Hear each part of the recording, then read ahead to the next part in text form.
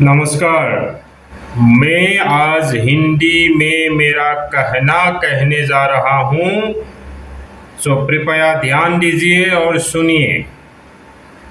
मैंने हिंदी में इसीलिए बोलने जा रहा हूँ क्योंकि आज मैंने जिन के ऊपर बात करने जा रहा हूँ, जिस टॉपिक मैंने करने जा रहा हूँ, ये मेरे असम के अंदर की बात नहीं है जहाँ मैं असमिया में कहूँ। मैं हिंदी में कहना है इसीलिए क्योंकि ये बात है मेरे भारतवर्ष की बात है। हर भारत के नागरिक को मेरा कहना समझ में आना है, इसीलिए मैं हिंदी में कह रहा हूँ। कृपया मेरे असम वासियों, असमियाओं, मेरा बात को सुनिए। आज मैंने जिनकी बात करने जा रहा हूँ, आप लोग ये देखे होंगे फोटो में, असाउद्दीन ओवैसी। पहले सुनिए इन्होंने क्या कहा। इनका कहना सुनने के बाद मेरा जिया नहीं जा रहा है। कोई बार सुने होंगे, फिर से सुनिए। तो डी रिजर्व करना है, ये मसला असेंबली में कई मर्तबा मजलिस के अरकान असेंबली ने उठाया और आज हम देखते हैं कि भारत की लोकसभा की पार्लियामेंट का इफ्तिताह हुआ। हमारे प्रधानमंत्री वो एक फोटो आई लेटे हुए हैं, फिर एक टीवी पर मैं देखा कि लोकसभा के अंदर प्रधानमंत्री जा रहे और उनके पीछे कम से कम 18 से 20 हमारे हिंदू भाइयों के मजहब के पुजारी मंत्र पढ़ते हुए जा रहे हैं। प्रधानमंत्री, मुझे देखकर बड़ा ताज्जुब हुआ कि आपके दिल में ये जगह क्यों नहीं पैदा हुई कि जब हिंदू पुजारियों को लेकर मैं जा रहा हूं लोकसभा के अंदर, तो उसमें ईसाई पादरी भी होना चाहिए था, उसमें सिखों के मजहबी रहनुमा को भी होना चाहिए था, उसमें मुसलमानों के कोई एक मौलाना को भी होना चाहिए था। अरे यही तो भारत की खूबसूरती है। वजीर आजम, इस देश का मजहब एक नहीं है, भारत का एक मजहब नहीं है, भारत किसी मजहब को मानता भी नहीं है, भारत पूरे मजहबों को मानता है। इंडिया का कोई रिलीजन नहीं है, इंडिया सब रिलीजन को मानता है। अगर कोई रिलीजन को नहीं मानता, इंडिया उसको भी मानता है।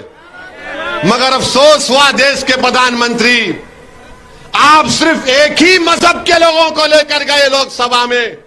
काश आपका दिल बड़ा होता तो उसमें ईसाई, सिख, मुसलमान और जैन लोग भी अंदर होते, बाहर हुआ। ओवैसी जी, आपने जो असभ्य व्यवहार किए हैं, ये आपने हमारे प्रधानमंत्री महोदय को आपने अपमान किए हैं, आपने उस श्रृंगल का अपमान किए हैं, आपने सनातन सभ्यता को, संस्कृति को अपमान किए हो। सुनो, मैंने बताता हूँ। आपने जो कहा, एक फोटो के सामने प्रधानमंत्री जी ने हाथ जोड़ के लेटे हैं, ये मूर्खता बातें हैं। वो कोई फोटो नहीं था, वो श्रृंगल है जिसे ब्रिटिश ने भारत छोड़ने से पहले जवाहरलाल नेहरू जी को दिया था। जब देश का भार सौंपा था तभी उन्हें प्रदान किया था, और 70 सालों में कांग्रेस ने जिसे छुपा दिया था, जिसे बर्बाद कर दिया था, और आज हमारे प्रधानमंत्री महोदय ने उसे सत प्रयोग किया है, उसे सत व्यवहार करने आया है, और आपको जो सहा नहीं गया है। और आपने क्या कहा कि प्रधानमंत्री ने हाथ जोड़ के लेटे हैं, वो लेटा नहीं है, उसे दंडवत प्रणाम किया कहते हैं। सनातन सभ्यता में दंडवत प्रणाम किया जाता है, जो सम्मानीय होता है, जो विशेष होता है, उन्हें दंडवत प्रणाम किया जाता है। और आपने कहा हाथ जोड़ के लेट गया, ये मूर्खतापूर्ण बात एक डिग्रीधारी लोगों के मुंह पे शोभा नहीं देता है। आप गिद्धरों के साथ मिल के गिद्धरों जैसा आप बातें कर रहे हो। आपका सामने जो है ना गिद्दर के बच्चे छवि चिल्लाया है, जैसे हमने गांव में सुना करता था, शाम होते ही जैसे गिद्दर छवि चिल्लाते थे, इस तरह आपके सामने आपका अंधभक्त सभी चिल्लाए हैं। जैसे आपने प्रधानमंत्री को अपमान करने दुस्साहस किए, जैसे आपने भारतीय संस्कृति का अपमान करने दुस्साहस किए हैं, और आपका अंधभक्त सभी चिल्लाने शुरू कर दिए हैं। सुनिए, हमारे प्रधानमंत्री महोदय के दिल काश बड़ा होता नहीं, बड़ा ही है, क्योंकि प्रधानमंत्री महोदय ने आज तक भारतवर्ष में अन्य धर्मी लोगों का कोई हानि नहीं पहुंचाए हैं। पाकिस्तान में जैसे हिंदुओं को खुद के जीना पड़ रहा है, हिंदुओं का मजहब को तोड़ा जा रहा है, मंदिरों को तोड़ा जा रहा है इंडिया में, सनातनियों ने और अन्य कोई धर्म को इस तरह की अन्याय नहीं किया है।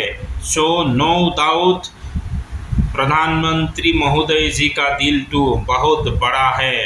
बात ये है, आपने जो कही कि क्यों ना सिख, ईसाई आदि अन्य वर्ग धर्म को भी साथ में ले जाते। सुनिए, मैं कहता हूँ, धर्म तो एक ही है, वो सनातन ही है, बाकी कोई धर्म है ही नहीं। अभी कहता हूँ, आपने जो कहा Sikh is a part of Sanatan only. Sikh कोई और अलग धर्म है ही नहीं, वो पार्ट ऑफ सनातन का ही है। Jain also is a part of Sanatan only. And आपने कहा ईसाई और मुसलमान। सुनिए, ये दोनों धर्म जो है ना भारत की है ही नहीं। आप लोग भी काल आपका पूर्वज जो है ना वो भी सनातन ही था। तो आप, मैं कहता हूँ, घर वापसी करो, उसी में भलाई है, भारत के प्रगति होंगे। क्योंकि आपने जो कही आपको भी साथ में ले चलना है, नहीं, हर कहीं हर किसी चीज़ को टाल नहीं सकते हैं। जैसे खीर में खीर दिया जाता है, यानी कि दूध दिया जाता है। ओवैसी जी, आपको जानना जरूरी है कि सनातन सभ्यता हमारे परंपरा में और कोई अन्य जो ईसाई और मुसलमान धर्म की कोई स्थान है नहीं। हमारे जो पूजा विधि व्यवस्थाएं है उसमें बाकी अन्य कोई परंपरा को हम एकजुट नहीं करते हैं, जैसे आप लोग भी नहीं करते हो। पाकिस्तान में क्या करता है, क्या हिंदुओं का कोई पर्व या व्यवस्थाओं को क्या उनका सदन में बुलाते हैं? नहीं। देखो, सनातन जो व्यवस्थाएं हैं, हमारे परंपरा रीति रिवाज है, उसी में ईसाई और मुसलमान धर्म कभी एकजुट नहीं हो सकता है। तो दिल दुखो नहीं जी। आपने कही है इस देश में मजहब एक नहीं है, इस देश में मजहब एक ही है, वो है सनातन सभ्यता है, सनातन धर्म है। भारत के नाम से ही पता है कि ये भारतवर्ष से भरत से शुरू हुई है। भारत, ये भारत का धर्म एक ही है, वो है अद्वितीय है, वो है सनातन धर्म।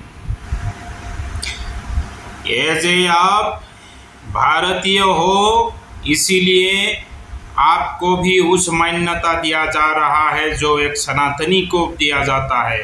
लेकिन आपका जो मजहब है, धर्म है, उसे सनातन के साथ जुड़ा कभी नहीं जाएगा, कभी नहीं जा सकता है।